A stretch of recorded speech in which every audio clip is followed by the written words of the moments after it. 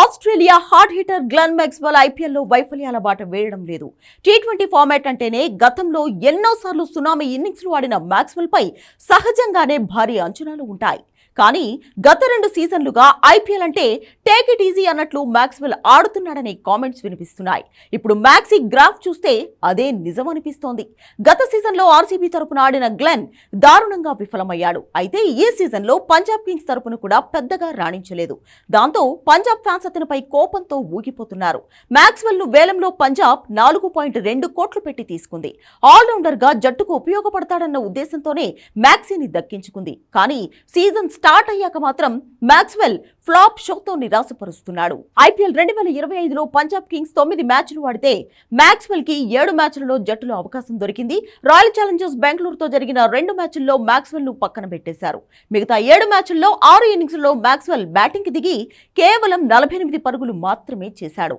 అందులో ఒక డకౌట్ తో పాటు 4 ఇన్నింగ్స్ల్లో సింగిల్ డిజిట్ కే పెవిలియన్ బాట పట్టాడు. గుజరాత్ టైటన్స్ తో జరిగిన ఫస్ట్ మ్యాచ్ లో అలా వచ్చి ఇలా వెళ్లిపోయాడు. సాయి కిషోర్ బౌలింగ్ లో ఫస్ట్ బంతికే డకౌట్ అయ్యాడు. లక్నో సూపర్ జైంట్స్ పై మ్యాక్స్వెల్ వరకు బ్యాటింగ్ రాలేదు. రాజస్థాన్ రాయల్స్ పై 21 బంతుల్లో 3 ఫోర్లు, 1 సిక్సర్ తో 30 పరుగులు చేశాడు. ఈ సీజన్ లో మ్యాక్స్వెల్ హైయెస్ట్ స్కోర్ ఇదే. చెన్నై సూపర్ కింగ్స్ పై 2 బంతుల్లో 1 పరుగు చేసి అవుట్ అయ్యాడు. సన్ రైజర్స్ పై 7 బంతుల్లో కేవలం 3 పరుగులు మాత్రమే చేశాడు. కోల్కతా నైట్ రైడర్స్ పై 10 బంతులు వాడి 7 పరుగులు చేయగా ఈడెన్ గార్డెన్స్ వేదికగా జరిగిన మరో మ్యాచ్ లో 8 బంతులు వాడి 7 పరుగులు చేశాడు. ఓవరాల్ గా మ్యాక్స్వెల్ చివరి 12 ఇన్నింగ్స్లలో చేసింది కేవలం 69 పరుగులు మాత్రమే. వరుసగా విఫలమవుతున్నప్పటికీ మ్యాక్స్వెల్ కు ప్లేయింగ్ 11 లో చోటు కల్పించడంపై విమర్శలు వస్తున్నాయి. మ్యాక్స్వెల్ స్థానంలో మరో ఇండియన్ ఆల్రౌండర్ కు చోటు కల్పించాలని పంజాబ్ ఫ్యాన్స్ డిమాండ్ చేస్తున్నారు.